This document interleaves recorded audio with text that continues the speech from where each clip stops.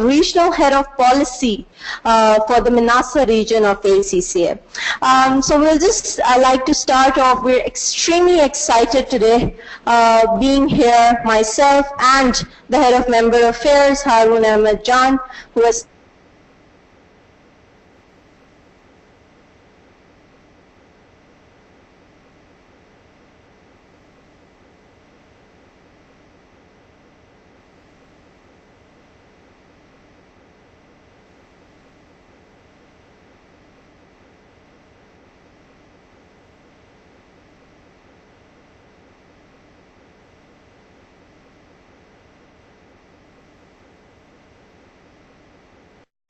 and it is officially our first CPD event ever in the Peshawar region. So that deserves a huge round of applause for all of us.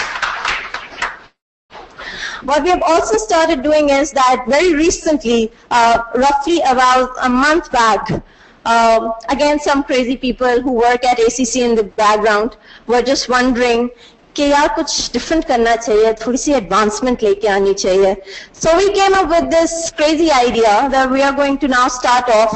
All our events should be essentially available as webinars where we can have live attendance and there could be knowledge sharing across barriers. So right now this particular event is also being broadcasted live online. We have a lot of attendees who have also joined us from different places. We will be taking questions and Peshawar is on the radar. So make sure that all of our experiences of Peshawaris being very hospitable people. I know that for a fact that you are very hospitable indeed.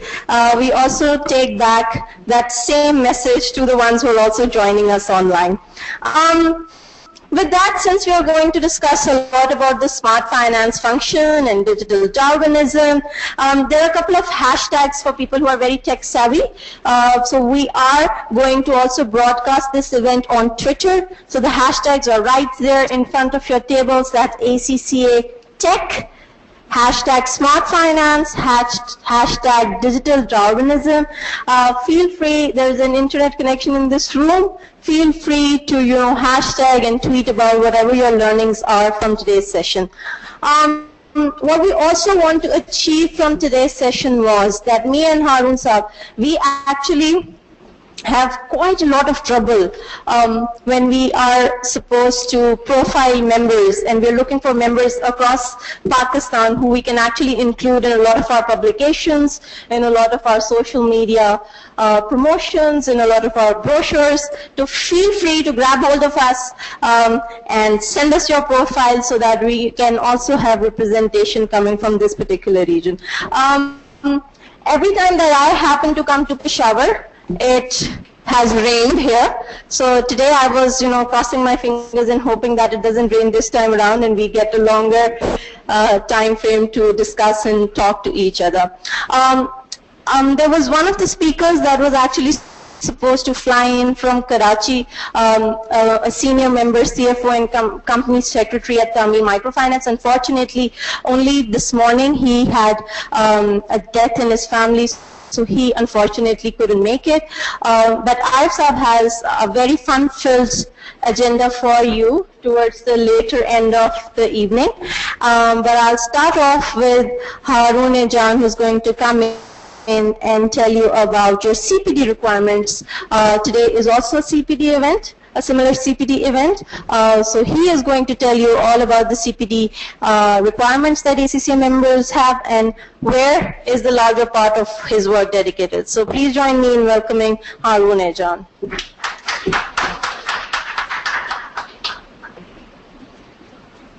Thank you very much, Nurulain. I must say that this trip to Peshawar has been very happening from the word go.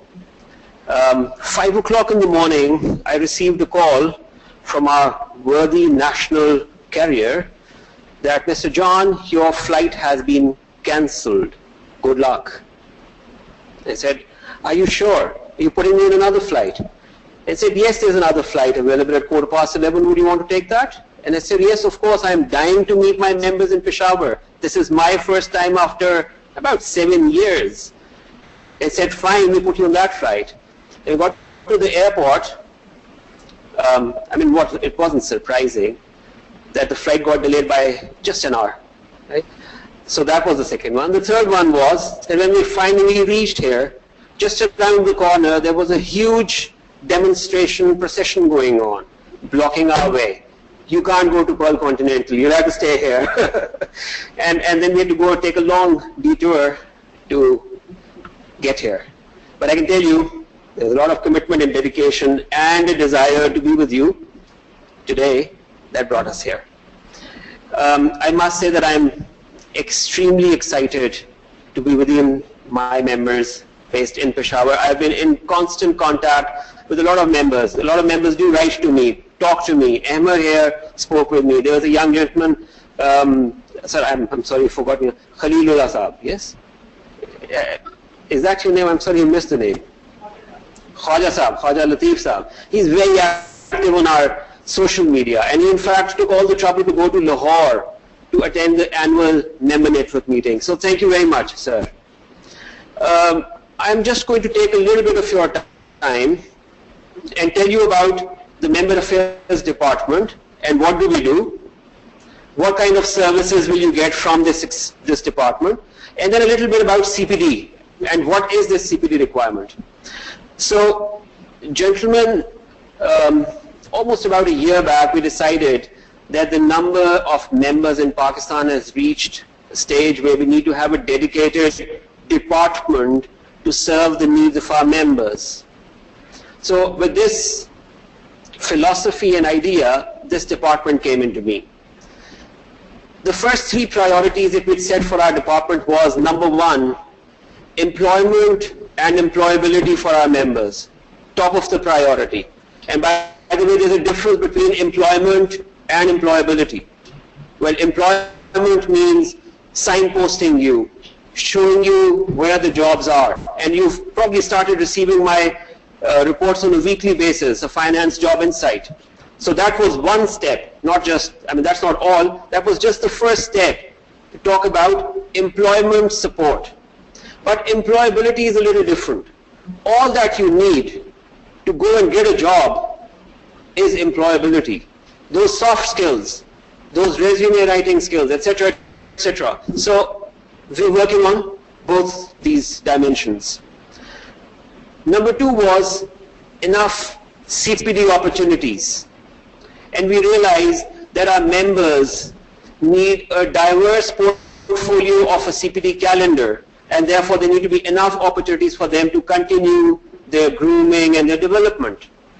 And this year, there is a list of about 120 CPD events that we're going to conduct across Pakistan in various cities.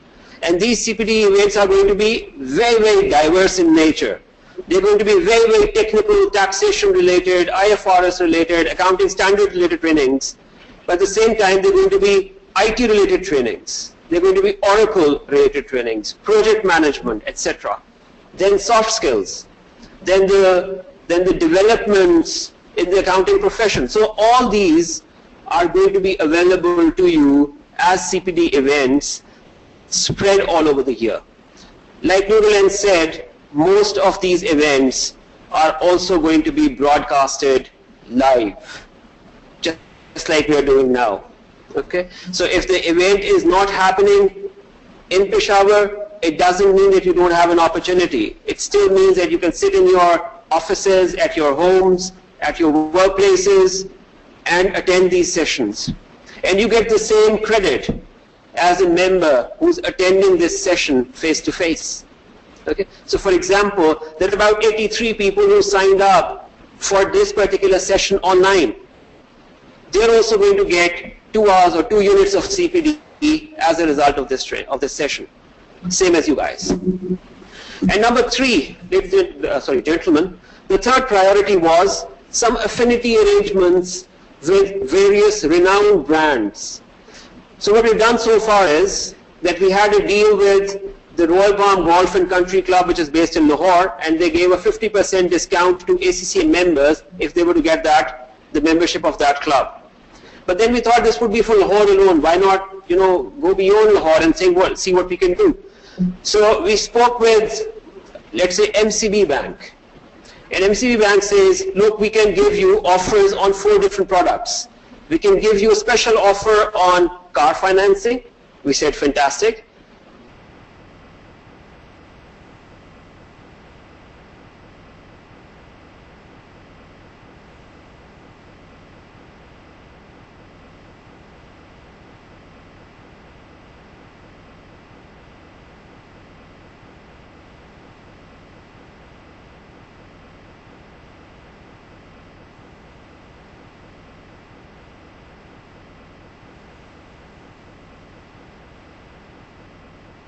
Will not stop here, right?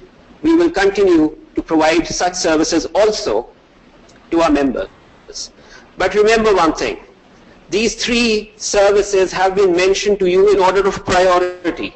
The first one, employment and employability. Second one, CPD. And third one, these special offers.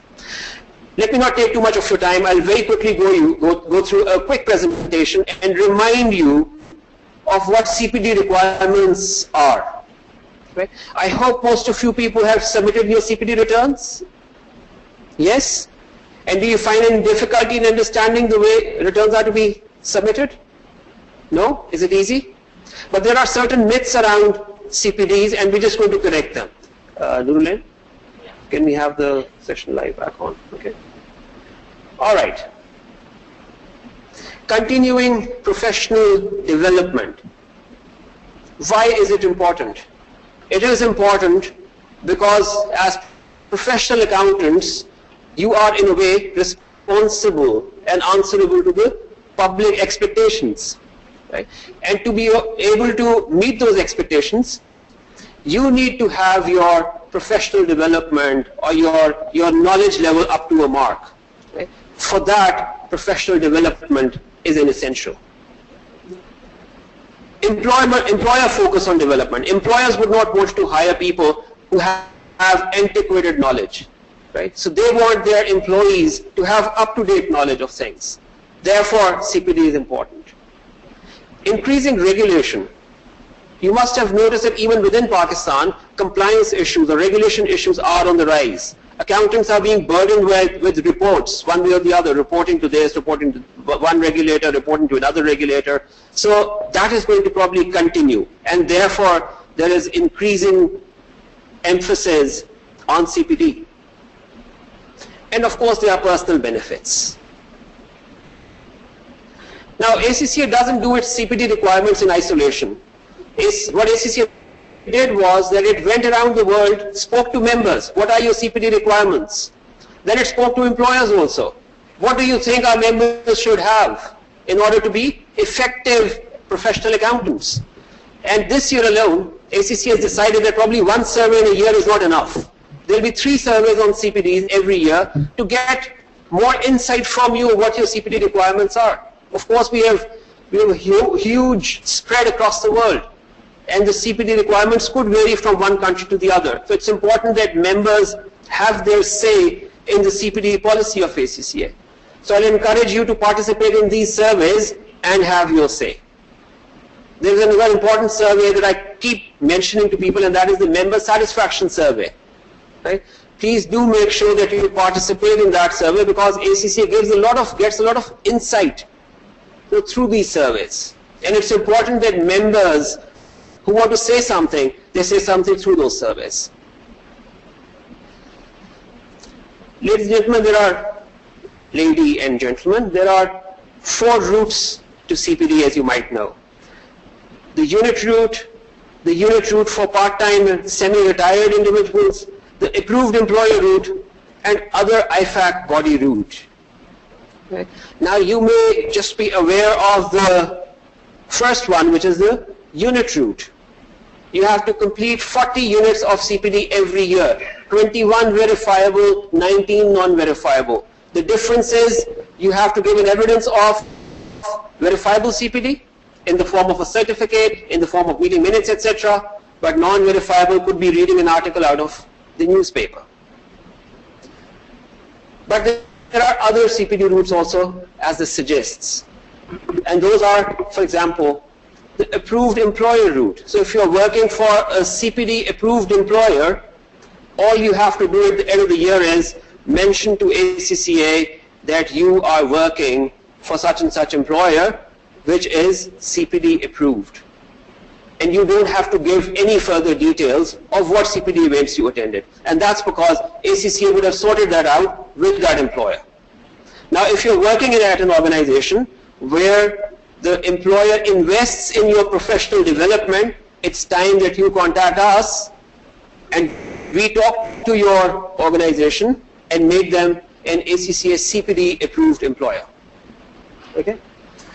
Now, another one which is very important, another route that's important is other IFAC body route. So if you're a member of two bodies and ACCA encourages members to be a part of the local accounting bodies also, right? So if you're a member of multiple bodies and those bodies are a member of IFAC, meeting the requirement of any one of those accounting bodies, you can meet the requirement of all others. So if, let's suppose, you are an ICMAP member, right, which is a member of IFAC, and you are an ACCA member also, again, which is a founder member of IFAC, if you complete ICMAP's CPD requirement, ACCA's requirements are also ticked off. If you complete ACCA's requirements, ICMAP's requirements should also be ticked off because they are also member of IFAC.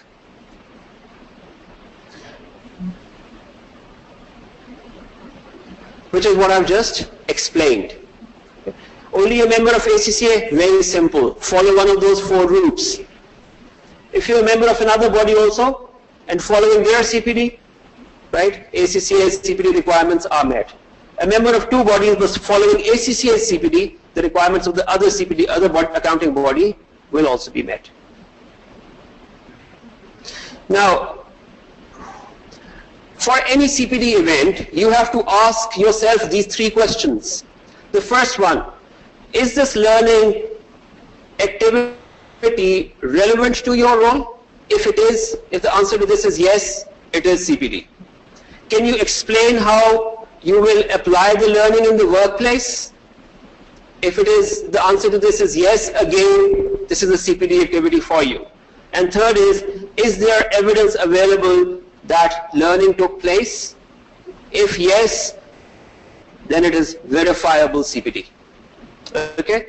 So please remember 3 questions. It should be relevant, it should be related to your role, and it should be verifiable.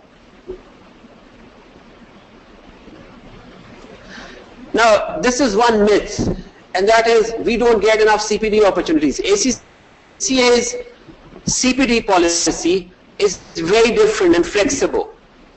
You don't have to be attending such events always for your CPD requirements, right? You may gain CPDs in many other ways. As long as there is something for you to learn, there is some career development for you, it will count as CPD for you.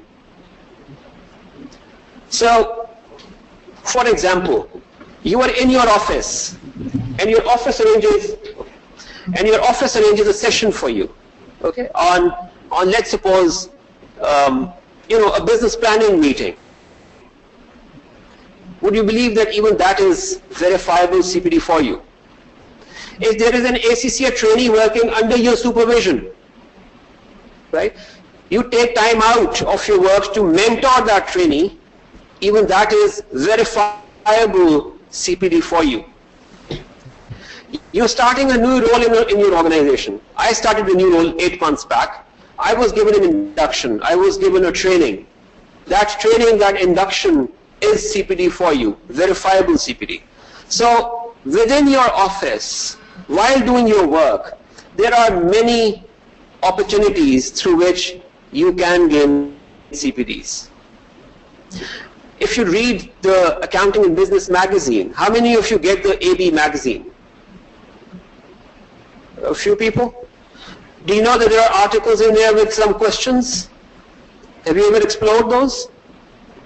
There are certain articles which have a set of questions with them. You answer those questions and submit them, even that is verifiable CPD for you. Okay, those who are not getting AB, please get in touch with the local office and you make sure that you are, okay, all right, and make sure, and that AB is present, copies available right here as well. I'll be very, very quick. If you don't work in an accountancy role, then whatever role you work in,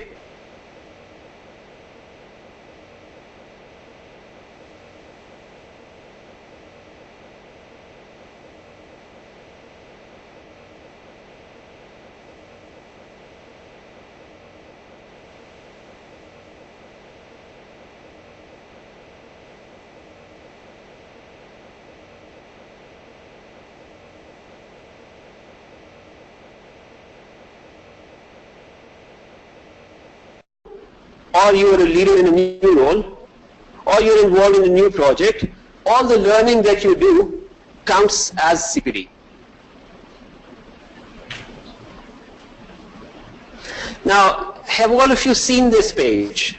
If all of you are submitting your CPDs, right, and all of you are sort of trying to find out what CPD events are available, this My Development section of your My ACCA account sort of directs you to what CPD activities are taking place. So there are articles in there. There are CPD articles with MCQs, I've told you about them. There are online courses. There are local face-to-face events just like this one. There are webinars, and there are qualifications from our partners. These two screenshots from your CPD returns actually of what you're required to submit. I'm sure if you're already doing it, this could be very, very easy. But if you have any questions, I will be around after the session and you can always come and ask me about these evidences. Please remember that your CPD declarations are due on 1st of January every year. It's not just 2014, it's every year 1st of January. If you still have any questions, like I said, I'll be more than happy to answer your questions over the refreshments. That's all I have to say.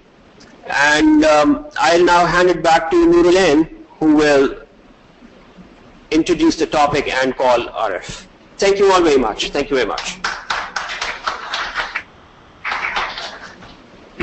Thank you, Harun sir. I was just very interestingly going through some of the comments that attendees online have been telling us. So there are a lot of questions that we'll be taking towards the end. There are a couple of representatives who have joined us from Dubai. I just thought I'll let you know who have joined us for the webinar from Dubai.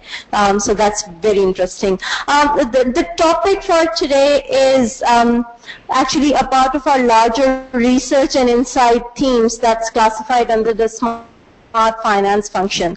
What ACCA does every year is that we have a calendar that's very aggressively built up with all the researches that ACCA is going to conduct.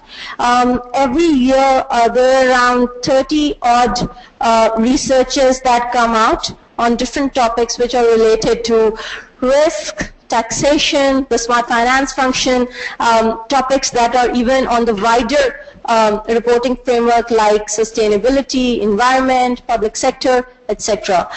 This particular topic we picked up because it was very interesting for us to see how the technology is going to change the way businesses are going to operate. So having said that, over to Arif Masood Mirza, who is our next speaker for today, who will be taking you through the particular session.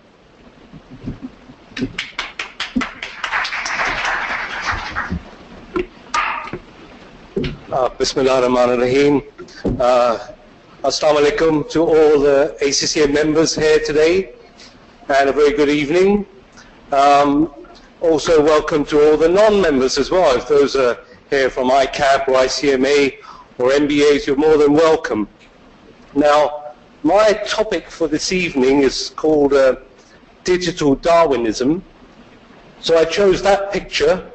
It represents a young man sitting on top of I don't know what you call in Pashto, a baz or a buffalo, but there he is, you know, having a great time sitting on top of his buffalo, but he's also working on his smartphone. So that gives you an indication of how technology is impacting our lives. Now, Darwinism. How many here have heard of this scientist by the name of Darwin? Put your hand up if you heard of Darwin. Right? Now, accountants, Johanna, they're very shy people. Accountants will either put their arm this much up, right, or this much. Accountants will never go like this. Right? So hands up if you heard of Darwin. Right? So that's about 50% of the audience. So that means those of you who've heard of Darwin, you've probably done biology, you know, at college, or you've done your intermediate or an A-level biology. So you've heard of Darwin. For those who haven't heard of Darwin, in the 1800s, he was a botanist, an explorer, who took a ship to South America. Right? I think it was called the Beagle. It was on the Beagle. So he went on this ship. It was a sailing ship.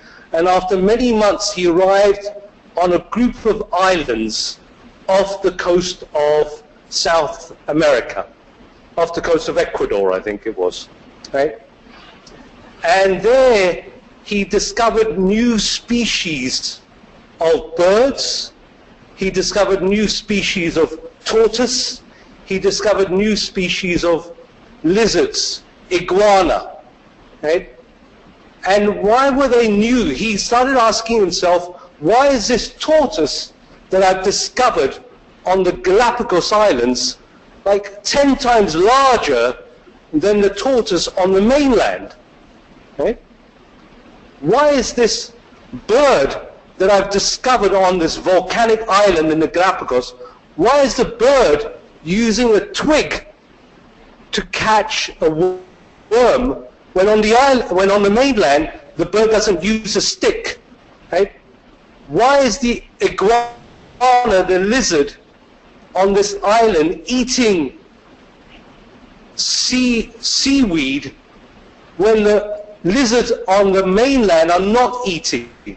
So he discovered these new species, or if you like, you've all seen the movie X-Men?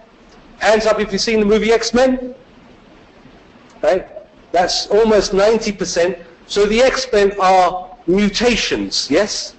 They have some special power because of things that have happened in their lives. Yep. So Darwin discovered that these animals on the island had different attributes, different characteristics, because they had adapted to the island. Right? The tortoise was 10 times bigger because there was no predator on the island. Yep. So the tortoise probably came on a piece of wood from the mainland to the island. When they reached the island after many generations, because there were no predators on the island, the species of tortoise kept getting bigger and bigger and bigger. Right? The iguana, because now they were feeding on a different diet, they evolved, they changed over time. So you can see from that picture that consumers, that young man is adapting to changes in technology. Yep. That is the significance of the term Darwinism that we're applying to technological changes, in changing our own behaviors, in changing the way we work, in changing the way we live our lives, in changing the way we buy and sell goods to each other. Yep. So all these are having a profound effect on our behaviors and our attributes and our capabilities. Yep. Who would have said about 30 years ago that each one of you would carry a glass sort of covered instrument in your pockets and you would flick your finger on that to browse through many things? They would have said you're mad. Yeah? But when you saw, people in Star Trek all talking on little devices, all that has now become true. So the aim of this presentation is to get you to think about how technology is impacting the work that you do, whether you work in public practice, whether you work in a learning provider, whether you work in a hospital, whether you work in the public sector, the private sector, is to get you to think how technological advances are changing not only your working lives, but how you are bringing technology into the finance function, how you are helping leaders within your organization bring technology into the strategic planning.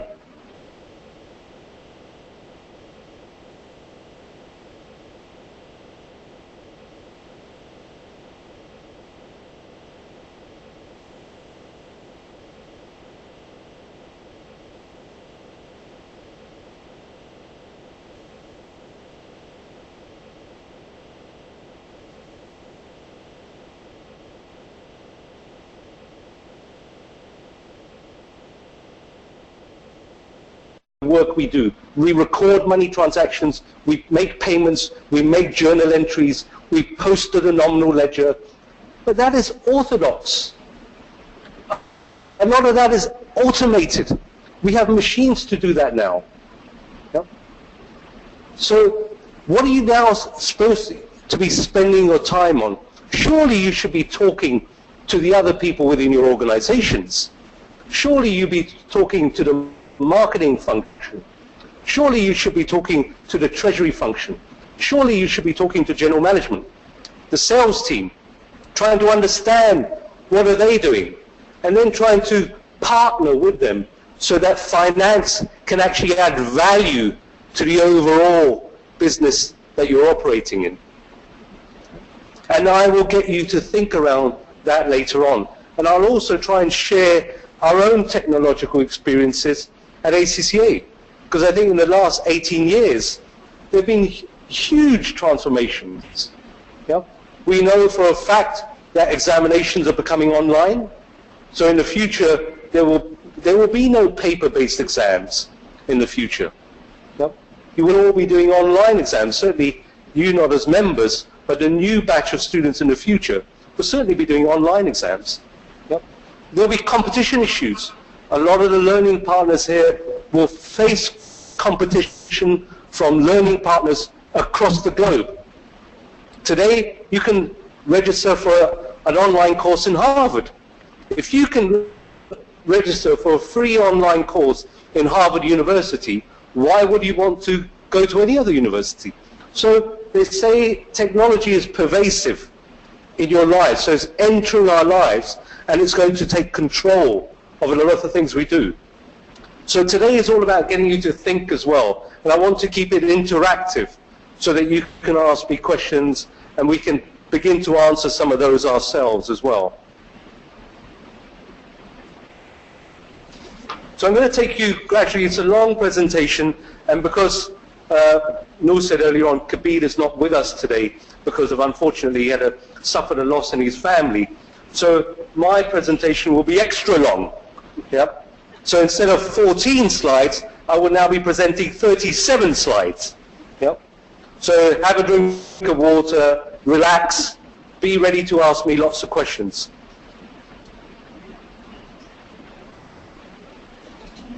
So what the discussion will present to you is the top 10 technological trends that we face today. So you may like to think of the top 10 pieces of technology that you use, and maybe it will match with some of those that I will present here today. And think about how these trends, these technological trends, are changing the accountancy profession. Yep.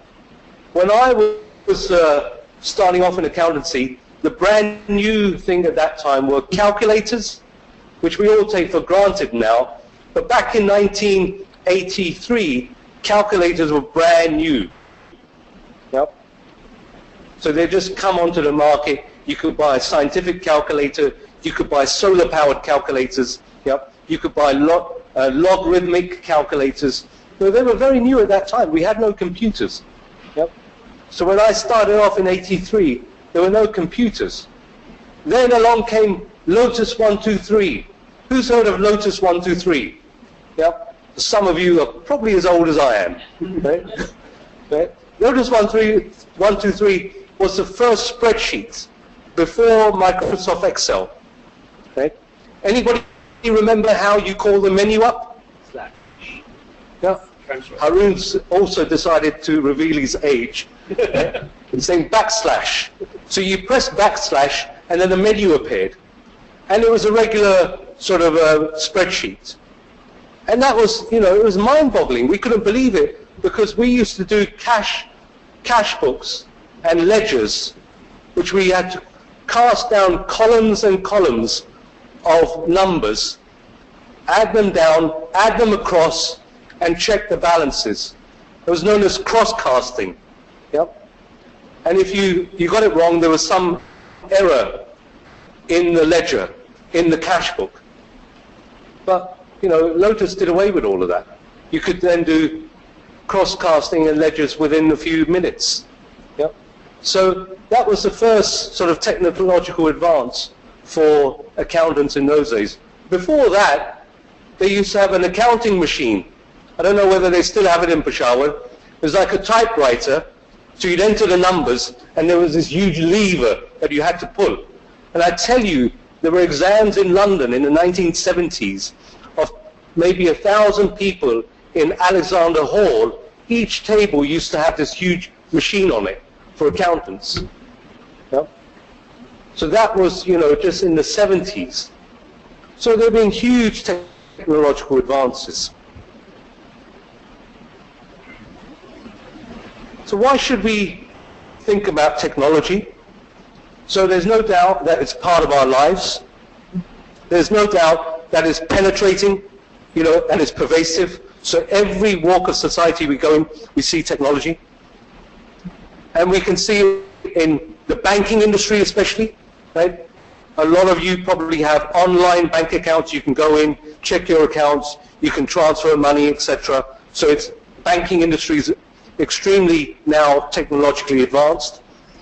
Online payments, you can make payments to ACCA online, so that is having an impact.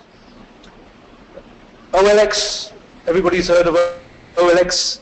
You can buy and sell your old furniture, you can buy and sell your car, everything online. That is changing our behavior. Maps, if you want to get anywhere, you can look at your map, on your online map, you can get somewhere. So there are lots of areas where it's now impacting our lives. So tomorrow's economy, there are economic growth chances as well. So think about how technology is adding economic growth. So a lot of economies of the West, the top companies are Google, Apple, Facebook, Amazon. These are all businesses which are unorthodox as compared to 30, 40 years ago. Yep. Heavily dependent upon technology to drive their businesses and their revenue streams. So I want you to think about, well, whatever organization you work in, whether it be education, whether it be public practice, how can you start to build in technology into your strategic planning so that you can exploit revenue building chances from technology. Yeah. So revenue streams are changing, they're coming online, everything's up for grab. The world of apps, there are thousands and thousands of apps now available free in order to make our lives easier. Consumer and business strategies, again, think about how your consumers are behaving. Yep. Those of you who work in hospitals, think about how your consumers are using technology by the time they arrive in your hospital, and how can you make their lives a lot easier, and also how can you simplify your business processes so that they're less costly. So don't just think about, often people think about innovation in terms of a new product, a new service. Also think, especially accountants, think about innovation as modifying a business process. Yeah? Understand the end-to-end process, how a transaction starts, how it finishes, what is happening in between that line, and how can you modify it to add value, i.e. how can you reduce the costs and increase the revenues. just by looking at that one single process. Yep. And think about how that can add value to your organization. Often we're too concerned with cost elimination, fiscal responsibility. The job of an accountant is to reduce costs. Yep. The job of an accountant in internal audit is to catch the person who's wasting money. Yep.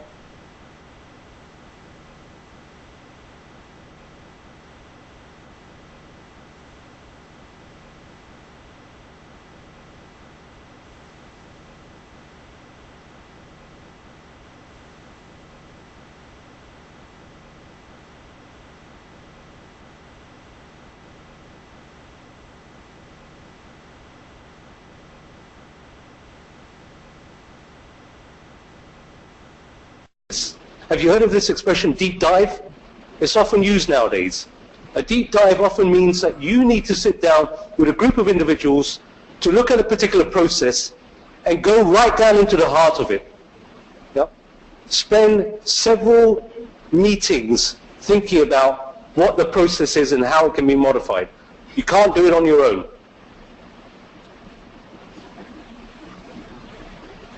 So what are the top 10 technological trends?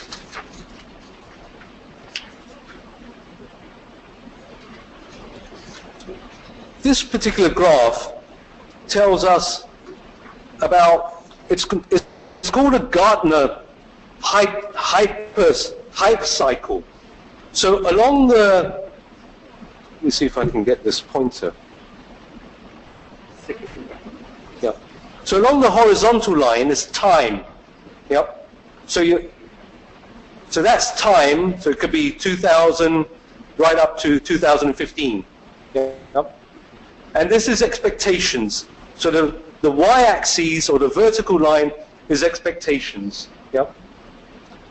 So what's that's telling us? That every technological advance goes through 5 different stages. It goes through a technological trigger, so when something new comes out, everybody gets really excited about it. Yep.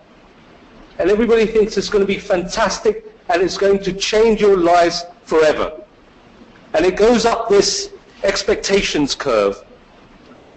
So you can see that at the very top, you get a peak of inflated expectations. So suddenly everybody thinks this is the best thing since sliced bread. Right? And some of the things that are appearing on the top, for example, right at the top, have you heard of 3D printing? Yep.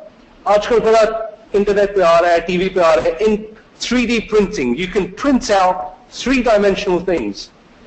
People in the design industry are using it, but everybody seems to think, you know, it's going to be fantastic. Yeah? If you've got kids, they probably want a 3D printer. I even saw somebody actually, you could print, somebody printed out a gun, a plastic gun. Yeah? So 3D printing is right at the top of that expectation curve. Because everybody thinks it's going to be fantastic. Yeah? But nobody yet has, you know, really been able to afford it. And then what are the practical uses for the accountancy profession? So then it goes through a trough of disillusionment. So gradually people become disillusioned. Yep. No, it's not really fulfilling any function. I don't really need it. It's too expensive. I won't be able to use it. So it goes through a period, and you can see there that there are things there. For example, there's a home health monitoring.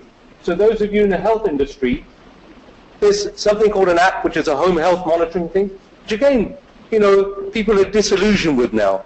They still want to meet the doctor. They still want face-to-face treatment. They want that. They're disillusioned with apps which are promoting home health. And then gradually, you get to the last phase, which is in terms of the plateau of productivity.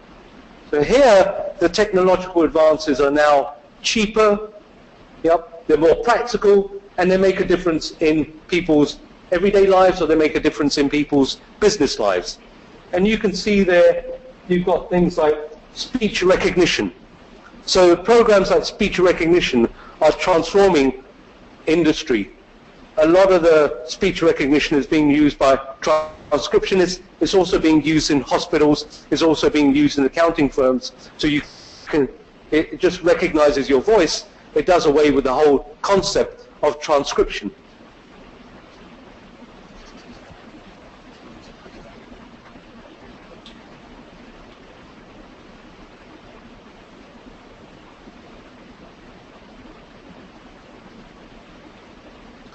So the study revealed 10 technology trends.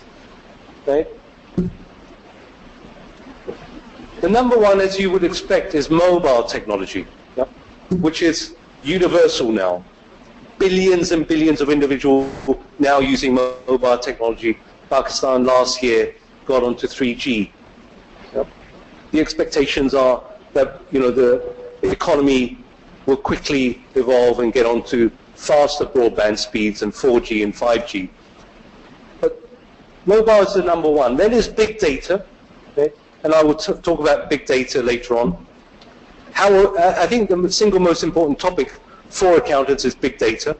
We've always been a profession that has relied upon data to produce analytics, to present to the leadership, present a report, present a financial model. Yep. But how are we changing that ability of ours to use not only the data that we always had, historical data, but data that we can access from other organizations? Yep. You can certainly, I'm not an expert, but you can certainly go onto Google and use a device called Google Analytics to derive a lot of data from that also. If you use Facebook and you have a business account, there's lots of data that you can derive on your customer behavior and your customer demographics and your customer attributes from Facebook. So those of you who are interacting with customers, if your company that you work for buys and sells products or you provide services, think about how you as a professional can tap into consumer behavior to provide analytics to improve your business value. Yeah? It's not just about internal mining of data. Try and use metadata from another source to complement what you already have. Yeah? Especially in terms of future business models, so future businesses. So Engro was a fertilizer company. Engro added on food, a dairy plant. Engro must have gone through some sort of business modeling to understand consumer behavior, to understand the future demand for milk in Pakistan, to understand the future demand for dairy products in Pakistan, and somehow they must have also used that data to complement their existing capabilities to see whether they could make a success of it or not. Yep. So those are the things that you guys need to be tapping into.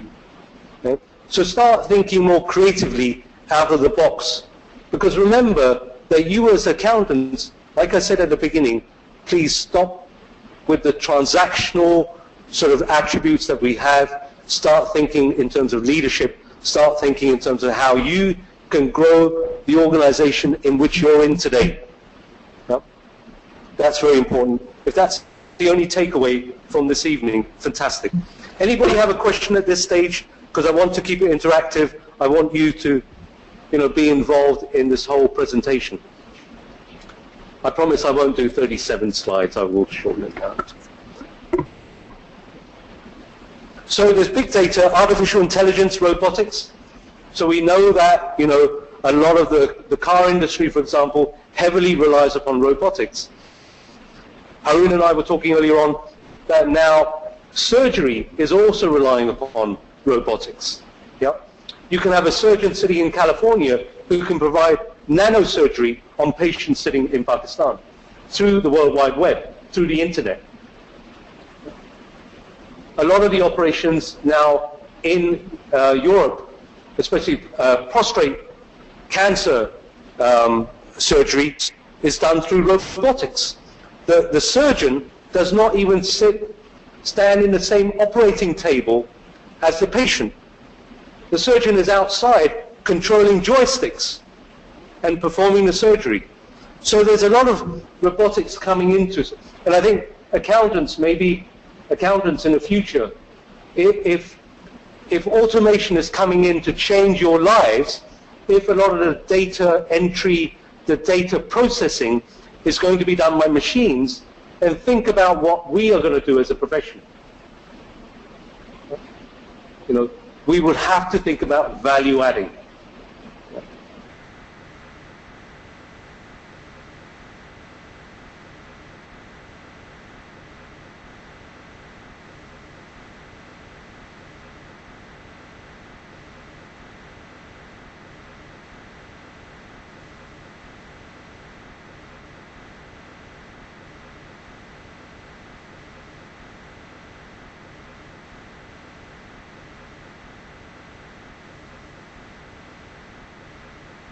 As somebody, you know, looking at the books, going into the ledger, but now you can get people offline hacking into your systems.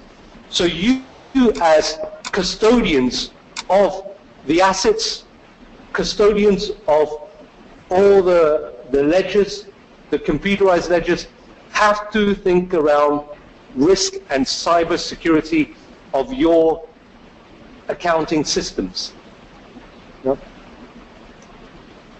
Educational technologies, that's changing. Those of you new members, you must have done the online professional ethics module. Those of you, some of you may have even done the online examinations as well. And certainly we have our friends here, Owais from PAC. Certainly e-learning is evolving and changing. And I know a lot of learning partners here are now beginning to take the steps to provide e-learning also. Payment systems, digital services, and social technologies. So let's talk about mobile first. Yeah.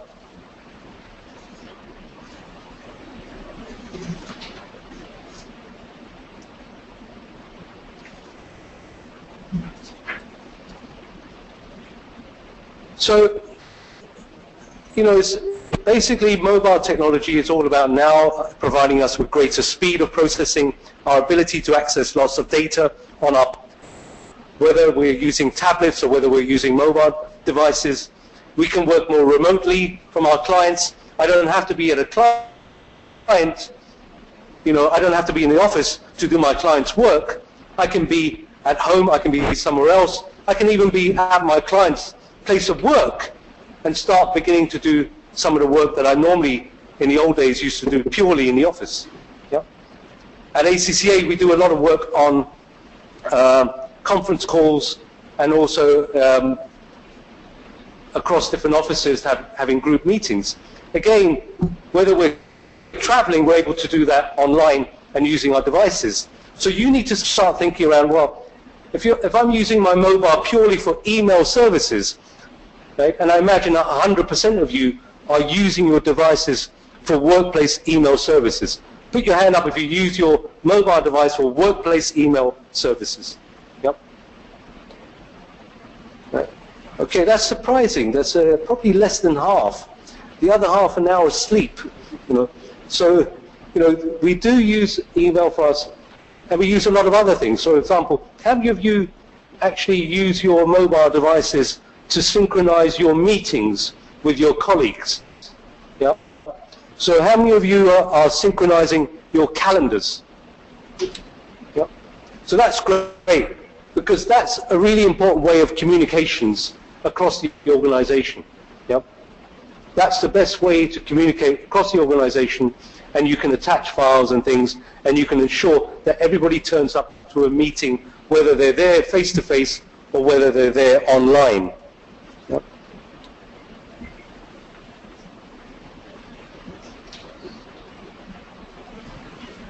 Have you heard of the expression, the Internet of Things, or the Internet of Everything?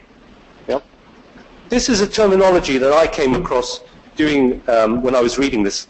And it basically means that every single thing in the future, every device, every electronic device that we use, whether it's the fridge at home, whether it's our cars, are going to be eventually fitted with sensors and then be connected to the internet. So you can buy a fridge in London, you can buy a fridge that every time you open the freezer and you take frozen fish out, the freezer sends a signal to the shop that you are using fish. Yeah? And so the shop, as a business, knows exactly what you're consuming. Yeah? And by the end of the week, the shop knows how much fish is left in your freezer, and they can send you more fish. Yeah? If you're using a car, the car is going to be fitted with sensors. Every time you drive your car, the insurance company can see your driving habits, whether you're driving fast, whether you're driving dangerously, yeah, whether you're avoiding risk, and they can adjust your premium because of your driving habits. So that means that in the future, every part of your life is going to be digitized, and there's going to be a business connection as well. So that is the Internet of Things. Probably when you entered this hall and you went online, Pearl Continental now has a footprint of you that you've entered here. Yeah? So they know that around 45 ACCA members have come into this hall. They have probably a signature of your personal digital device. They can probably get your email address, and then they can start sending you advertising. Yeah? So that is how the B2C and the B2B customer experience is changing. What does that mean for accountants? Yeah? What does that mean for you?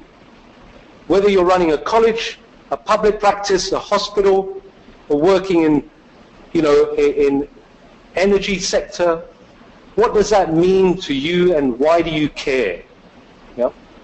You think, oh, so what? Why, if it's happening, if a fridge or a freezer is becoming digitized, what difference does that make to me? Because that's about the innovation I talked about earlier on. Yeah?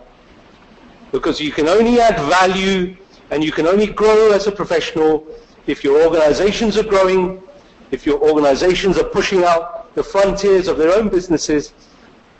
That is the only way you can grow within your organizations. Yeah? Harun talked about we want to market members, make members more employable. Yep. I want to make you more employable within the organizations you're already in. I want you to grow the organizations you're already in by becoming really technological, advanced, strategic accountants. Yep. Start thinking innovatively. Yep. Okay. You've all heard the story of Apple. Yep. Apple started in a garage. Right? In Steve Jobs' garage. Right? 2 people. Yep. And it grew into a $400 billion whatever. Right? Why? Because it was about human beings pushing the envelope of innovation. Yep. And he was a dropout from Stanford or wherever. Yeah? So he was a dropout. You are professionals. You can push the envelope in your own organizations. Right? You can make your organizations better, more innovative, more valuable. They can value you so that you can become a future leader within those organizations. Okay? I'm drifting away from the subject, but that's an illustration of Docomo, which is a Japanese company, which is now really working on that Internet of Everything. So these cars in Tokyo just drive around all day, and you're connected all the time, even when you're driving in the public. So this is the 5G technology that Tokyo is in, which is providing them with speeds of 10 gigabytes per second, which is 1,000 times more faster than what we have today in Pakistan. How will this impact? Well, you can see there that the impacts that mobile computing will have in businesses. In South Asia, 67% of South Asians, and that's basically Pakistani. So when we talk about South Asia, the largest single group of professionals, ACCA professionals, is in Pakistan. Yep. So South Asia, that's around 3,000 members here in Pakistan, and roughly that amount in Dubai and the Middle East as well. So 67% of CFOs, professionals in South Asia,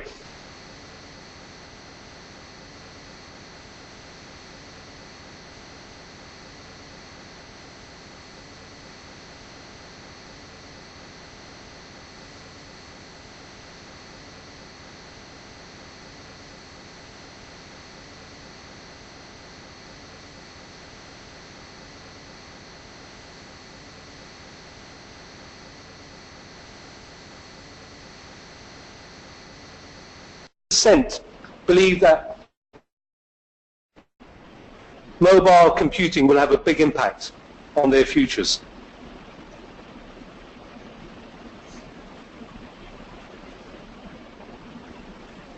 And that's within the next 2 years. So, and this was, this presentation is from 2013.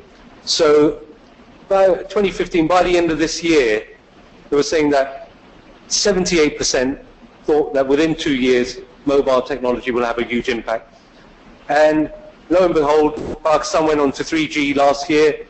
There's been about 3 times more people now using smartphones and 3G than there was before.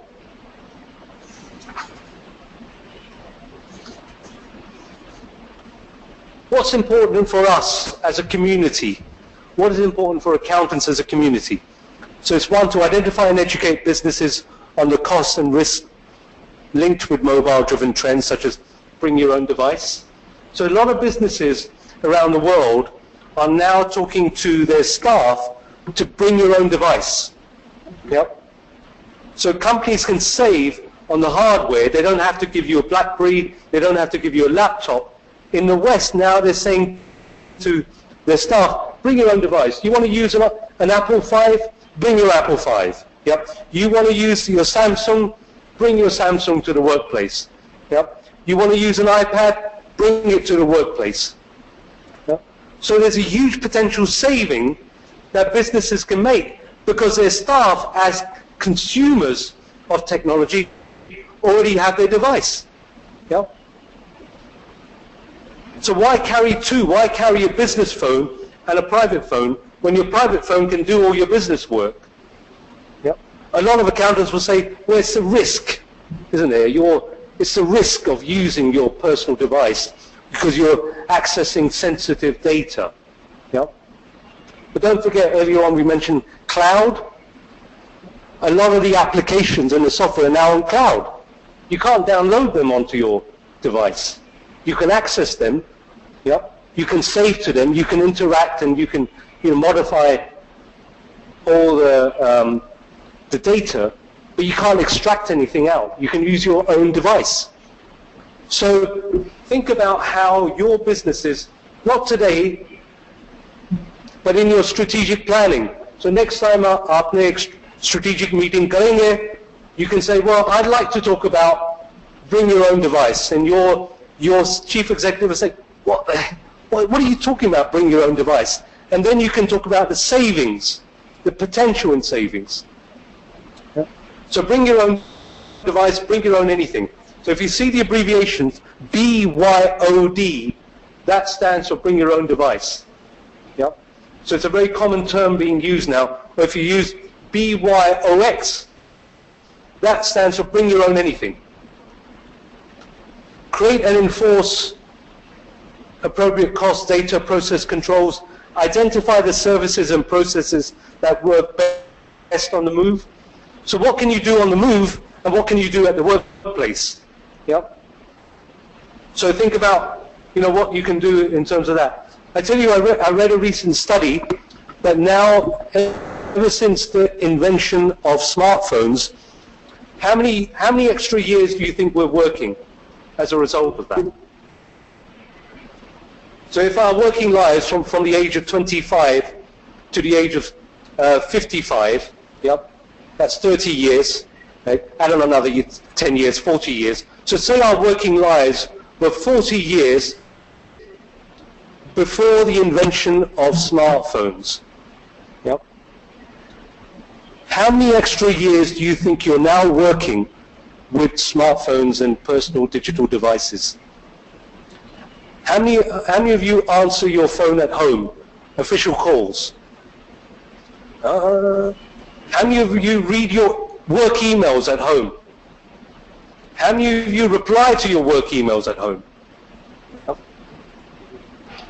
So the study has revealed that you're working now an extra 10 years, yeah, for the same pay.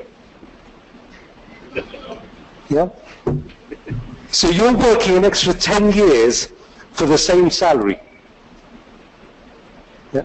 So that's the, the return businesses are getting for you.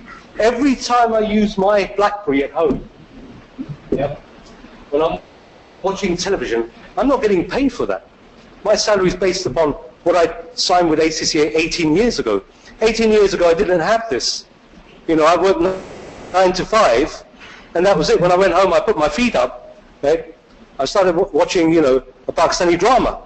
But now, I'm working constantly, so I'm working an extra 10 years as a result of that. Some jurisdictions are now putting in legislation to stop this. Volkswagen in Germany has said, if you can't do it, it's illegal. Right? The law in Germany now is saying it's illegal for you to ask your employees to answer emails and be online after 5 p.m. Yep.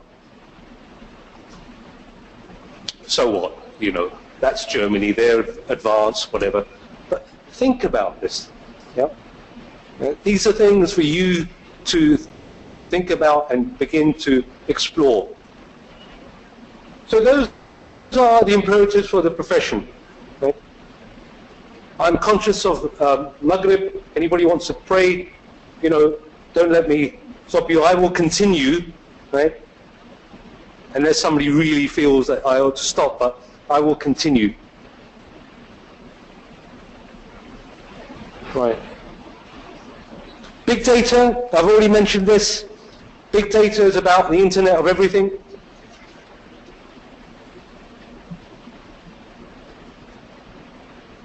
So think about this, 90% of the world's data has been created in the past 2 years. Okay? 90% of the data that we have today has been created in the last 2 years. Yeah? Before that, whenever data was being recorded, we're almost equaling that. It's huge. Yeah? But then the challenge for accountants is, well, so what? Yeah? What does that mean to us? What can I possibly do with all that data? Yeah? I ask the same question. I say ACCA is constantly looking at data from social media. How are our members behaving on social media? Yep. What are you looking at when you go onto Facebook? What are you looking at when you go onto Google? Yep. Can I look at your spending habits? Can I look at your buying habits? Can I look at your reading habits? Yep. Where are you going on holiday? What airline are you using? Yep. What food are you buying? All that data is now being accumulated. Yeah? Some of it's exhaust data. So it's not from internally from your organizations, but it's coming out of other data sources. Yeah? But then now the accountant, as a finance partner, has to think about how can he use that data to provide analytics to the leadership to grow the value of the business. Yeah? So how can I increase sales? If I know all this different sort of metrics on consumers, how can I use that? So that's the way you need to think. And it could be about future sales, future products, future business lines. You need to provide that information to the leadership.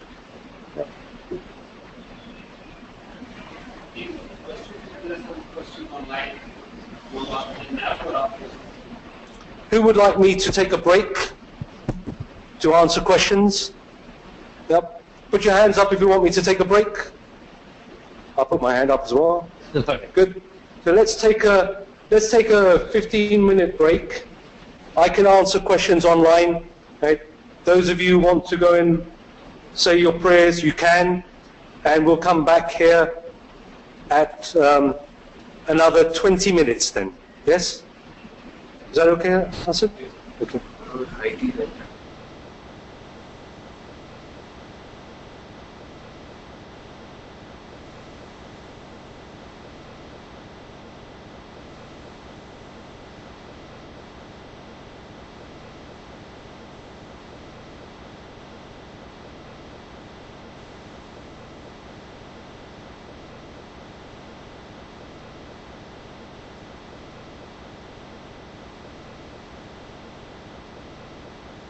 Now they've captured a very huge market share, and they're also now making laptops and PCs with their own OS, like Microsoft's Windows tablets.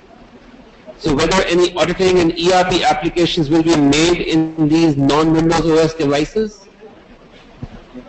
I mean, it's a very technical question. I mean, what he's trying to say is, are there going to be any ERP-related softwares available on mobile phones for Android, for iOS? I don't know, to be honest with you. It's such a technical question. Yeah. You know, but I don't know. But again, it's an area which is of interest to us.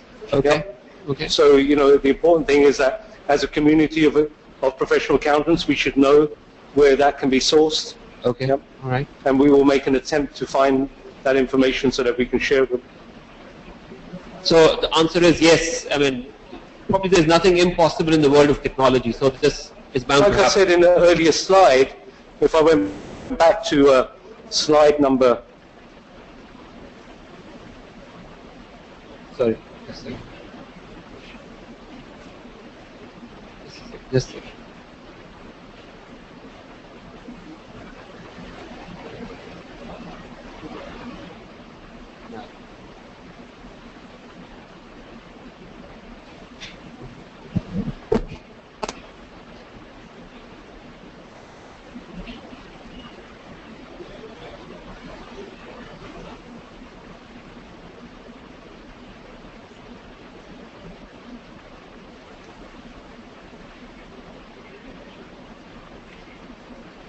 So I went back to this slide. As you can see, number 3 is that everything is up for grab. Yep. So you know, there's every opportunity for software developers, for app developers, to fill the gap. You know, so everything is up for grab. It's always related to consumer and business behavior as well.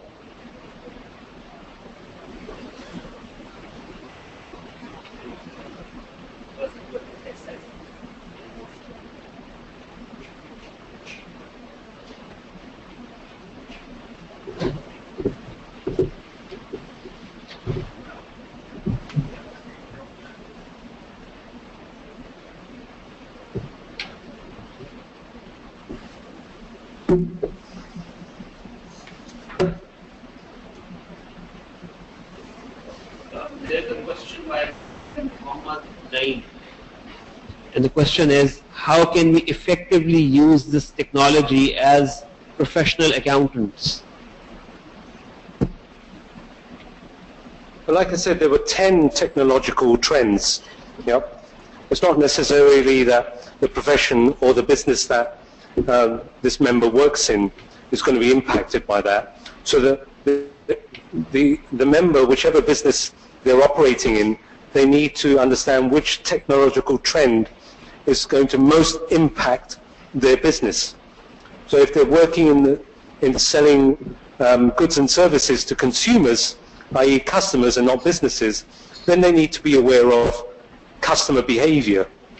A lot of customer behavior nowadays is, like we said earlier on, is driven by their personal digital devices and how they interact, how they're doing their online shopping, what things they're looking at. So a lot of the consumerism is to be found on digital devices.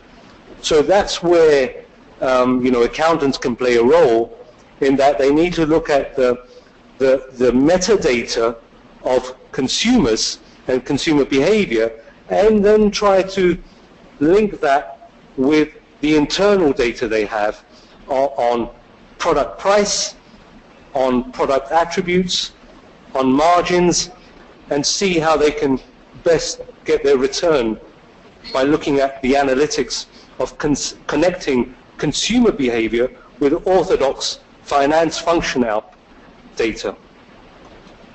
There is another question from Mr. Javed Islam. He asks, how much far in terms of years into the future this report has taken into account? And has this research also taken into account the future technologies like humanoids, human embedded chips, etc. into consideration? Right, and this is a question from? Mr. Javed Islam. Okay. Well, if I look into my crystal ball for a second, right, and I have one right here, by the way, right, and my crystal ball is this particular slide that goes back. If I can go back to the Gartner hype curve, yep. Can I go back to the Gartner hype curve? Because that's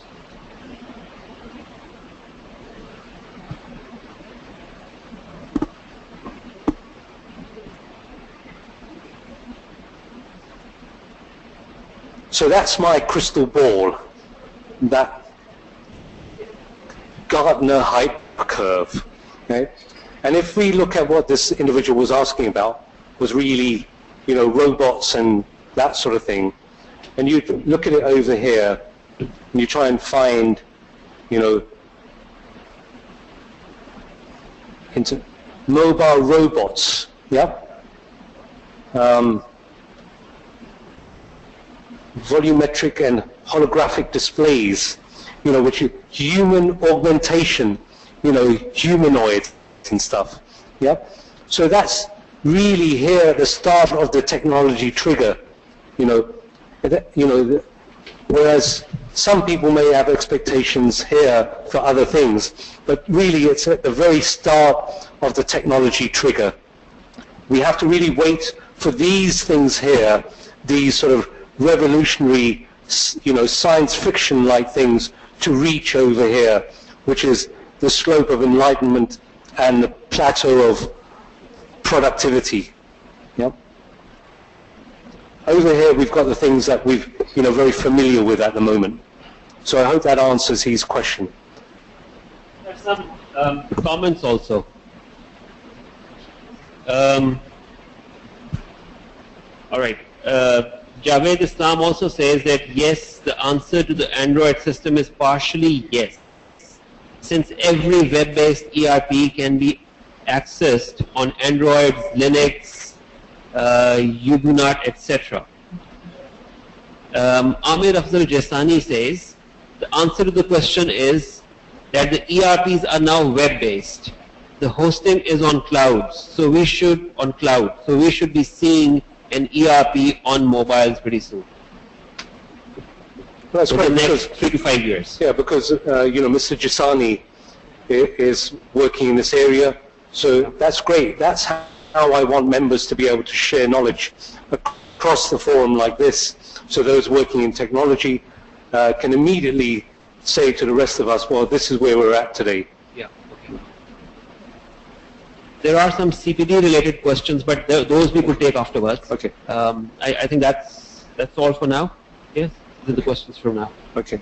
So we'll assemble again in about 10 minutes. Yeah, we'll assemble again in about 10 minutes. So even those viewing remotely at home, they are taking a break. You can take a 10-minute break. They are taking a break. Okay.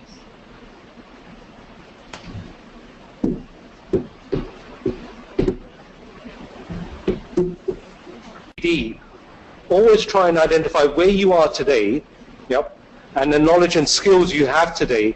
Where do you want to be in a year's time, or 2 years' time, 3 years, and look at the skills gap that you need to fill in order to get to where you want, and then undertake the training that fills that gap. Yep. Never do training for the sake of it. Yep. Always try and identify a training need.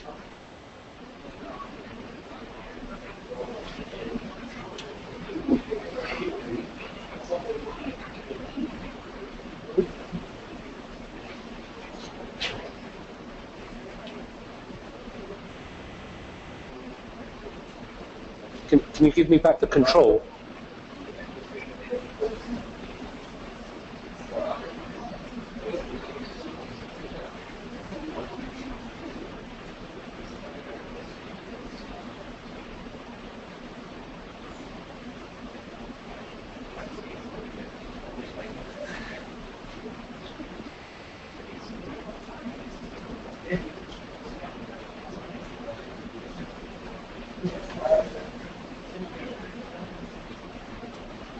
Right, so welcome back.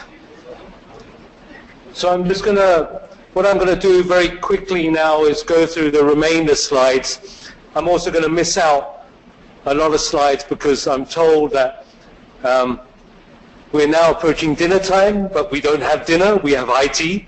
Right? So I've been asked by my team members to speed things up. Right? So big data. So it's still very early days. Accountants are already sort of preparing. In a recent survey, we identified technology skills expected to find useful during the next decade. This included data extraction tools for business mining purposes, intelligence. 72% of those members we surveyed said that knowledge of data extraction tools in the mining of business intelligence was important to them, 72%. So if you're looking at your own technology development needs, think about the usage of tools that will allow you to mine in, drill into data in organizations, both internal and external, and extract that. I'm sure there are many courses available and many tools available that allow you to do that. Google Analytics is one, and there's analytics for Facebook and others as well that you can use.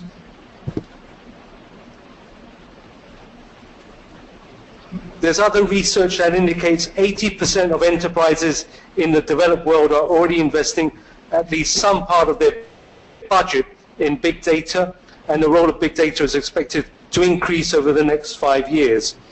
Global revenues are predicted to reach 12.4 billion in 2013, with a compound annual growth rate of 21.1% for big data services and 53.4% for big data storage.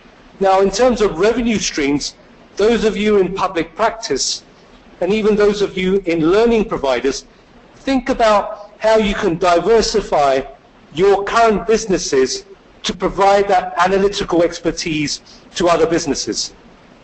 Yeah? So those of you who are in orthodox delivery of study schools and study courses for ACCA, ICAP, CIMA, think about how you can exploit big data to provide services to other clients as well. Yep. You've already got the intellectual capacity, right? You've already got the emotional capacity, you're already accountants who are familiar with technology and data, right? So think about how your single product or single service driven organization can diversify as well. Yep. And then you need to have those serious conversations with the owners of the business. Yep. Because the owners are only going to invest if they see a financial return from the things you say to the things you want to do. Yep. So again, work as teams to identify how you can best do that.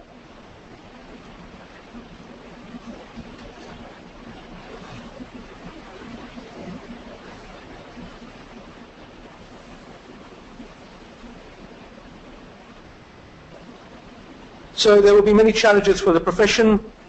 There will be challenges such as a need for high quality data, security, privacy, legal issues. But big data could become a very big opportunity for many accountants. So you need to explore new ways to manage, analyze and extract value from big data, ensure that data protection legislation is followed, apply the professionals' analytical and critical skills, use this broader business perspective to inform and identify the questions big data can most usefully answer, and monitor the specialist software and systems that are emerging and learn how to exploit them. I'm not going to go a great deal on robotics and androids. I think Pakistan still needs to make a huge leap in order to exploit this. But you can see there, that's a glimpse of a television quiz show of two humans versus Watson, who's an IBM computer, in terms of winning money for answering quiz questions. You can see that the knowledge that the computer had in this real-life picture meant that the computer was able to win $1 million because of the knowledge the computer had accumulated, compared to 300,000 that poor old Ken was making and only 200,000 that Brad was making.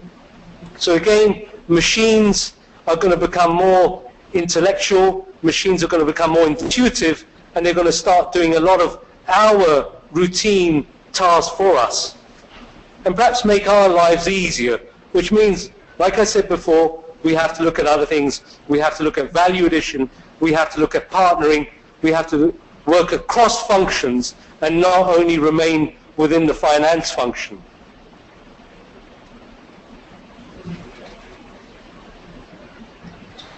Again, that's an illustration of the adoption of artificial intelligence, with 24% of those surveyed believe that it will have an impact on them within the next 2 years. Yep. With the black line, 15% think that it will have an impact in the next 15 years. Yep. So I would imagine those of you, how many of you here think that artificial intelligence and robots will have an impact on your business lives within the next 2 years? Within the next 5 years? 10 years? More than 10 years? So I think 10 and more than 10 years, that seems to be an indication from you guys on how it's going to impact, our society and our business.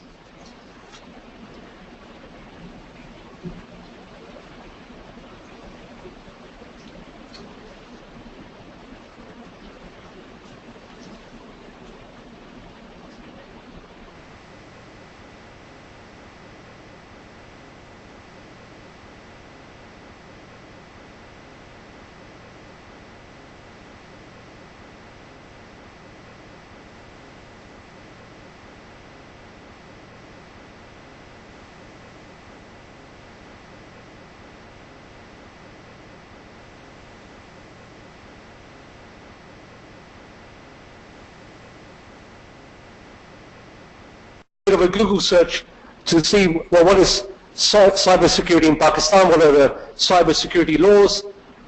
There's a cyber crime bill that's coming out. It's being debated in Parliament as we speak. Yeah, this is mainly the government acting as Big Brother. Yep. It's got little to do with us, but the government is beginning to act like a Big Brother in order to ensure that they have scrutiny over what we're doing in our social media sort of messages, etc. So what they're debating at the moment, they're saying it will be a crime to send text messages or photos to anyone's email address or phone without the recipient's consent. That's a big deal. So but the thing is, if you're sending that from your business email address or from your business device, you're even opening up your business, your employer, to potential litigation or potential risk. Yeah. Maybe we can mitigate that if we say bring your own device. Yeah. The police or FIA or any other agency won't need a warrant to search or seize or make arrests. This is being debated in Parliament. Yeah. Yeah. It's against It's against the law. Yes, well, those are some of the arguments being presented. A lot of the industry is now lobbying Parliament so that they can dilute this. Under Section 17 and 18 of the political criticism, political expression in the form of analysis, commentary, blogs, cartoons, caricatures, criminalized, authorities will decide what is moral and what is immoral. Yep. Right? So you can't send funny cartoons about politicians, right? Especially from your work devices. Yep. Lastly, under Section 26, ISPs, restaurants, malls, hotels, offices, airports, hotels, bus stations, anywhere with internet facility will be required to hold data record for 3 months. Yep. So again, you know, as technology becomes more pervasive, governments are becoming more pervasive as well. Yep. So the long arm of the law is also trying to intervene so that they can monitor, you know, what's going on as well. Some of it is required, some of it is not, maybe infringing on human rights, like our friend there said. I had a quick search of Google and to see what cyber crimes have been committing. You've all heard of what's going on at Exact. I don't need to tell you what's going on there. That is a huge sort of technology-based company which, from the allegations, you know, is a huge fraud in the heart of that business. Yep. I won't say anything more about it, it's sub judice, but you know that that has huge ramifications. It could have ramifications for your business. Because if you've relied upon people who've gained an internet qualification, who've gained a degree, the HR functions within your organizations will be very interested. Yeah? So businesses also have to monitor through the HR functions what courses, what development needs their employees are doing, and whether those are bona fide or not. Yep. So I did a quick search and I found things like, you know, 4 held for cybercrime in Lahore. There was a Peshawar incident as well. There was cybercrime there. There's 2 cyber criminals arrested in Baharpur. Dera Ghazi Khan accused held 1,415 illegal SIMs or whatever. But you can go to 2 websites to find out more. In order for you to start thinking about security and risk management in your own roles, you can go to this webpage and become a part of this community, Cyber Secure Pakistan. They have a Facebook page. You can note that down. You can become part of that group and you can begin to find out how you can secure data in your organizations. And next time you have a meeting with your seniors, you can put up your hand and say, I'd like to spend a little bit of time in this meeting talking about data security. Yep. And what we can do to protect our data. There's also another Facebook page called the Pakistan Information Security Association as well. Yep. So you can note these 2 down, the Cyber Secure Pakistan Community and the Pakistan Information Security Association. So get online and discover more on how you can protect and cyber secure your businesses. Right. I can feel Noor staring at me and saying, finish.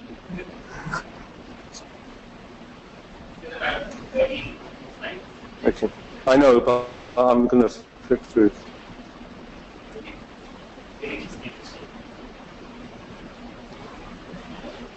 So again, you can see that over 60% of South Asians, that's you guys, right, Pakistani members, believe that cybersecurity skills will be needed in the next decade.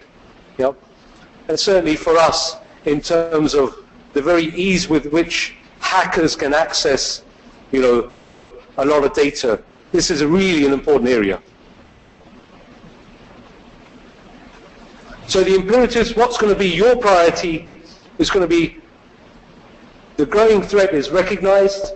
Yep. Imagine if a hacker got into your hospital system. Yep. Imagine if a hacker got into your hospital system and destroyed patient records. Yep. That could result in the wrong medication, that could result in death. Yep. That could then result in a big case of liability. Liability means a monetary penalty. That affects the finance function, and it affects the goodwill of the organization. That affects you guys. So please stop thinking operationally, start thinking more holistically on how you can add value. The workforce is educated, aware of existing and emerging risks. At ACCA, we've got to do an online training on cyber risk. Yep. We've got to do an online training even on health and safety, how we sit, how we use our arms, how we position our heads. Yep. Unless we do that training, we will get a warning from our line managers that you have not done this training. You guys, you can speak to your managers, you can get this training often online and often free. Yep. And you can ensure that your businesses then operate, at the frontiers of cyber security. Constant monitoring, etc. Defenses are updated and necessary to mitigate and reduce risk. I know there's a lot of problems with pirated software usage in Pakistan, but I think, gradually software prices are coming down, and, we really need to ensure that we are operating within local laws, operating within international laws. And you, as ethical professionals, need to highlight that risk over and over again, within your organizations. Remember that you are the moral compass of your organizations. Those individuals who are not members of a professional accounting body are not required to do CPD, are not required to swear every year that you will be ethical and you will conduct yourself in a professional manner. You are the moral compass of your organizations. You point the direction towards what is ethically correct or is it unethical. You have to. Those are the values you must pursue, because those values will give you not only the personal returns in life, but also give your organizations the best returns as well. So educational technologies,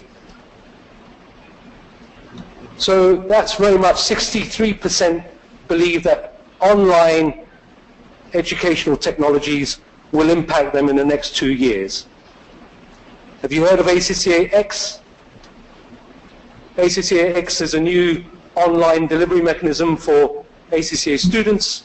It's going to be free of cost, and it's going to involve, is it the first 2 papers?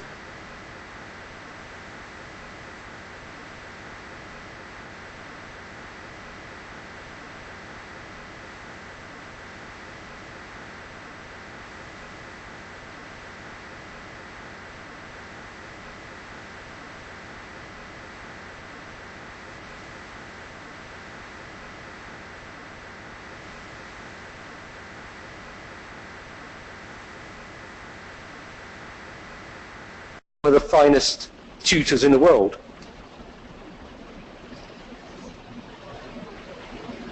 Imperatives for education. So take advantage of the more driven approach to education.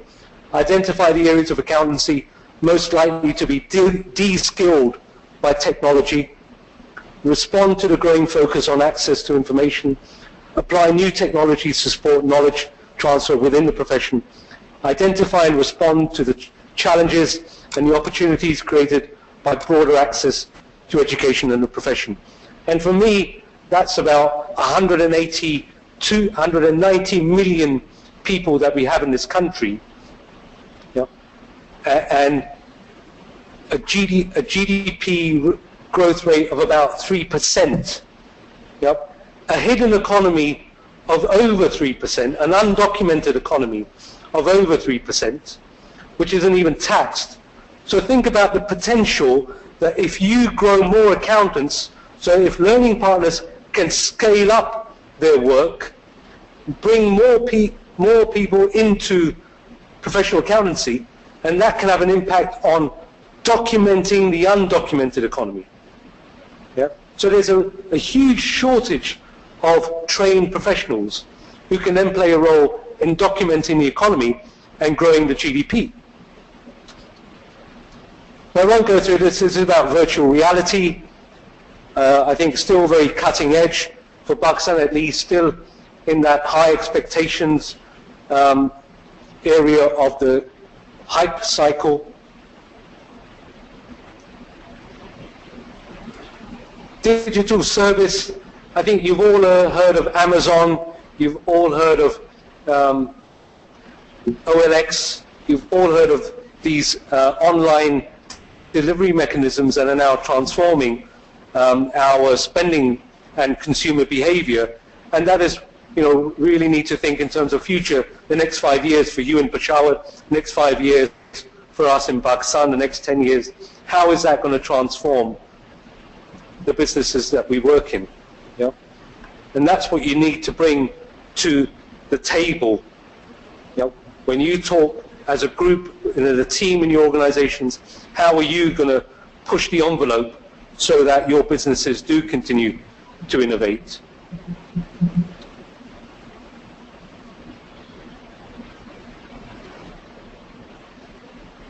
So one of the areas that I think the profession needs to work on, and I think this is really important for us as a group as well, to work with taxonomy developers and standard setters to speed up taxonomy. Now, taxonomy is a very frequently used term in biology, in botany, as we classify plants and animals. It's less often used in accountancy. It means that we can begin to classify assets, liabilities, capital in terms of their overall classification.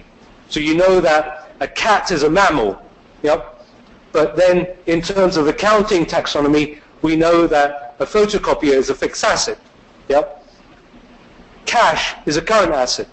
So you build up a taxonomy of accountancy, and that taxonomy then has to be standardized across all sectors. So what we're looking to do is in Pakistan, I'm trying to work with a group, identify people who can work on an XBRL taxonomy so that we can begin to standardize IFRS, which has already been done, but also some of the unique features that we have. For example, the KSE rules, the state bank rules, the company's ordinance, they require different classifications. So I think there's a lot that ACCA members can do to build a local taxonomy. And I think that's one of my aims for 2017 is to work with you people as well so that we can build a taxonomy for Pakistan. So that no longer will we have to submit a PDF version of company accounts to FBR, an Excel version to State Bank, or a Word document to SECP. They can all be done on XBRL, and you can compare companies across sectors because it's all one standard platform. Right? India's already doing it. India already has an XBRL jurisdiction. Yep. In the UK and in the United States, you're required to file accounts in XBRL. So that's an area where, as a community, we can work together.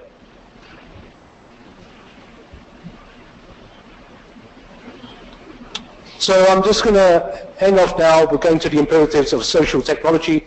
These are, the normal sort of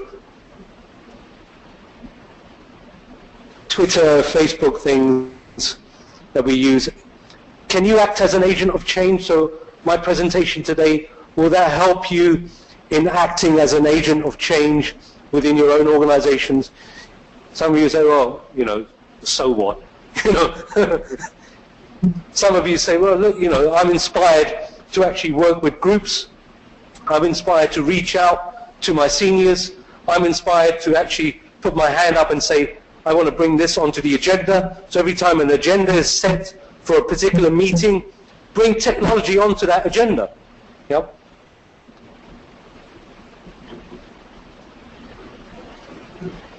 So that's what we're expecting over the next decade. So for the accounting profession, those are looking ahead to the next decade, data extraction, data modeling. Yep. So you want to do something innovative in a different product altogether. Can you develop a model for that? Yep. In the same way as we develop in engineering, we test a model of a tanker, or we test a model of a new prototype car before we actually go into production. Yep. Accountants are now required increasingly to perform lab modeling exercises so that we can predict whether a particular product or a particular service or a particular function is going to be a success or not. Yep. The ability to use technology to attract, develop and manage talent, better working knowledge of connectivity and IT security, and knowledge on applications to integrate. So how can you integrate across the organization that Internet of Everything that we talked about? Yep. So if you're running a public practice firm, a firm of chartered accountants, how can you integrate the work of the trainees? How can you integrate that with the work of the partners?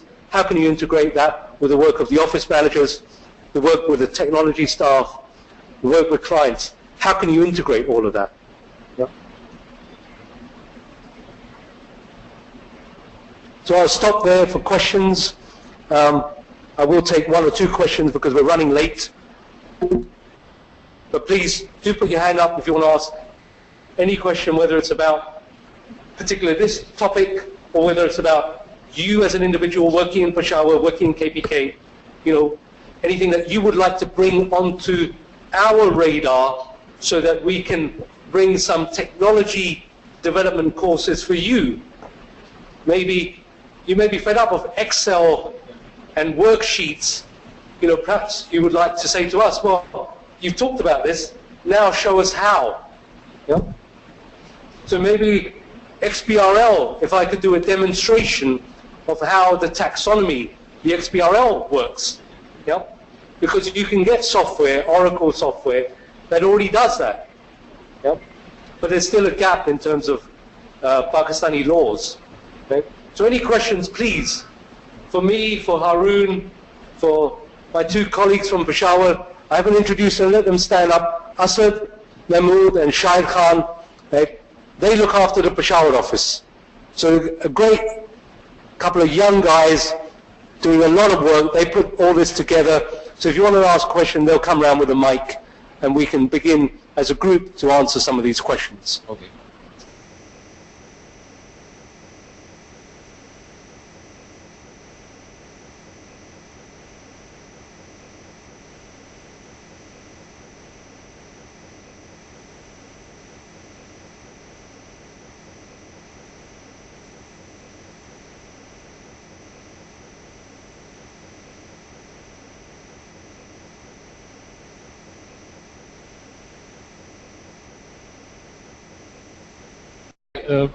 Open up my company, I hired the services of a local accountant, and in 2011 the FBR have introduced a balloting system through which your company will be selected for audit.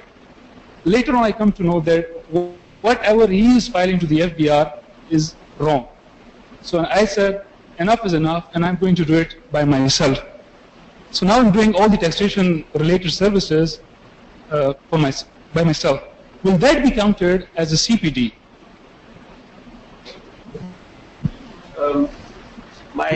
My very standard answer on this would be that anything that adds to your professional development, and as long as you can prove that, counts towards your CPD. So if for, let's say, in order to be ready to start doing this work yourself, you undertook some personal development activity, it would count towards CPD. Yeah? Thank you.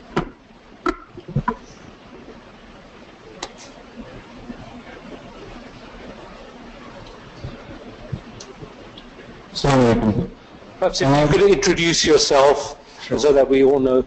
My name is Ahmad Iqbal and I'm in FCCA. Just 2 points. Hold the mic very close to your mouth. Can anyone hear me? Yeah, now we can hear you. Okay. Just 2 points. Firstly, this documenting of economy. As a practicing accountant, I know the value of, of the economy being documented because it means more clients and more work for accountants in practice. How is ACCA going to contribute or assist FBR or the government to get this thing done in Pakistan? Obviously, in news we hear that it should be done, it has to be done, but it doesn't seem to be getting done. So how is ACCA going to assist in that? Because it's a long-term benefit for the members. And touching on the CPD courses that ACCA could do, since I've come from UK, I wasn't aware, or I'm not aware of local tax laws for corporate reporting. In UK, they've got an organization called Companies House where you report about your company, who the directors are, and miscellaneous information. So whether ACCA could perhaps hold some sort of a CPD event training us, rather than we approaching local firms and getting, internships for various months, and also on personal tax and corporation tax side of things. So let me answer the first question, which was around, well, what can ACCA do to contribute to documenting the economy? What can ACCA do to ensure that the FBR also works with ACCA to document the economy? Like I said earlier, we rely upon our members to be the moral compass within organizations. So whether you work in a multinational or whether you work in a small SME or a micro business, we require that you as professionals ensure that you work within the ring fence of the law. So if you're working with an employer who's violating a particular law or not disclosing or understating their profits, overstating their costs and expenses, under-declaring their taxable profits, and you as an ACCA member have a moral and ethical duty not to promote that.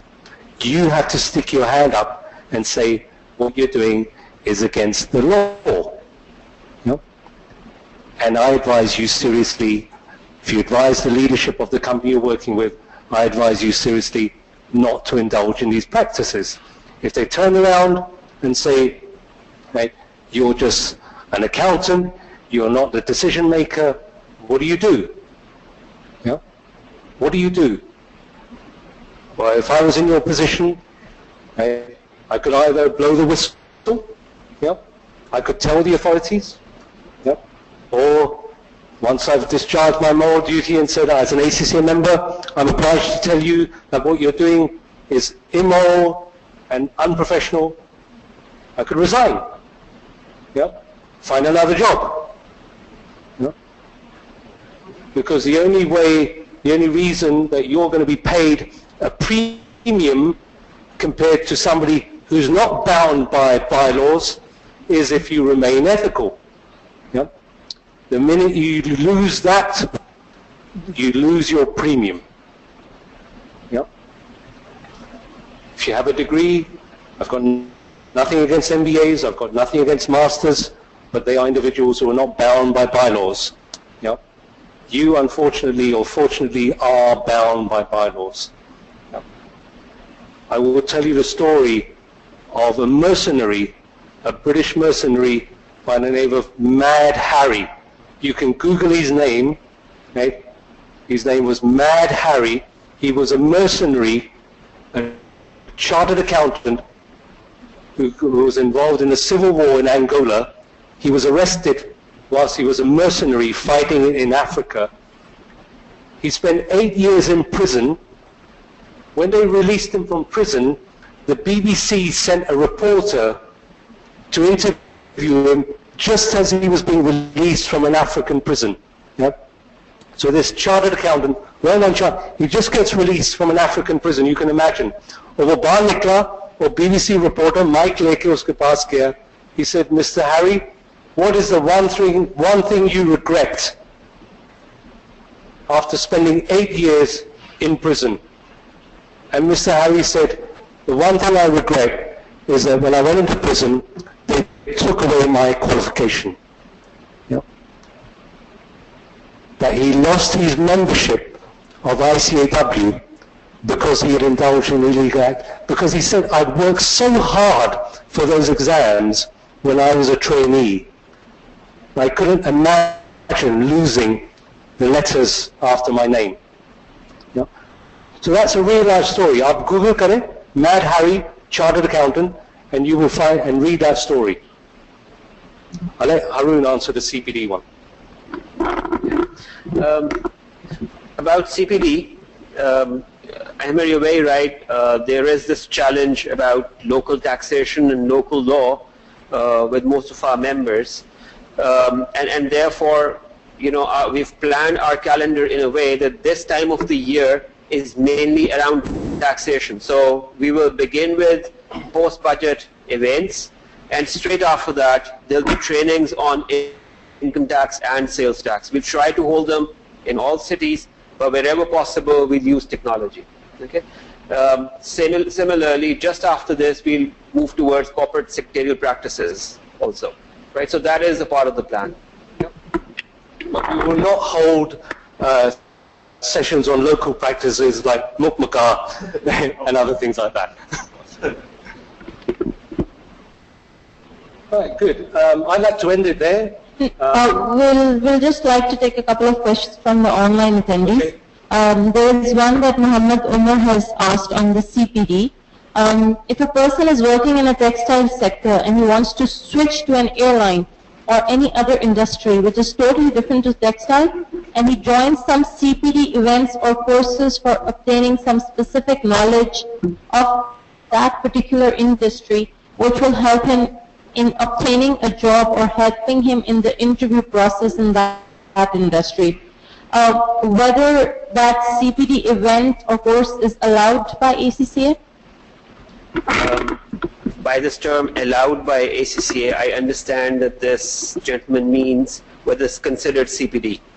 So like I said before, if there is any training, any activity, let me not use the word training, any activity that you undertake for your own professional development, it is counted as CPD, whether that be you know, some activity for a new job, whether that be, I mean, I was talking to Ahmed about this in a little while ago. If you're preparing yourself for another job, for another level of job, for another sector, right?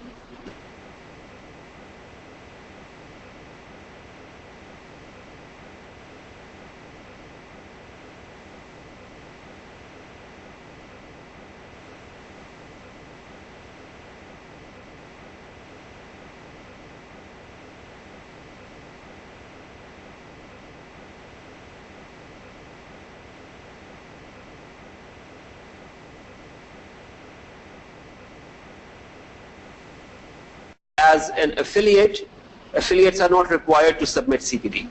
But experience of an audit firm having become a member is just work, isn't it? If it is something that is adding to a person's professional development, only then it's CPD. If it is routine, business as usual work, then it is not CPD. The final question, how can ACCA work with the KPK government regarding technology advancement in government organizations seeking ACCA's help? So basically, what can ACCA do for the public sector? I think the biggest challenge facing KPK, from my reading of the press or listening to the media, is that there's a lot of funds available to do development work. Yep. So it's about optimizing the usage of those funds. It's about ensuring that those funds are used within the accounting period to whatever the fiscal period is for the government. It's about transparency and accountability of those funds. It's about the KPIs over those funds. So it's about the audit of those funds as well. Those are areas, all those areas are areas where you as accountants can perform a role. Yep. Have I said anything there which is alien to qualified accountants? Yeah. So think about it. The public sector, what they call PFM, public financial management, is an all-embracing term of how the public sector uses donor money or uses taxes within its own financial management system. Okay? And I think that accountants, ACCA members, can play a big role, especially in KPK, as you begin to bring about more accountability and transparency over the usage of public and donor money. That's how ACCAs can play a role. Okay? Thank you all very much. Thank you. So we've got some certificates to hand out. Yes, we've got some certificates for the ACCA members. Okay. So if you both can come in.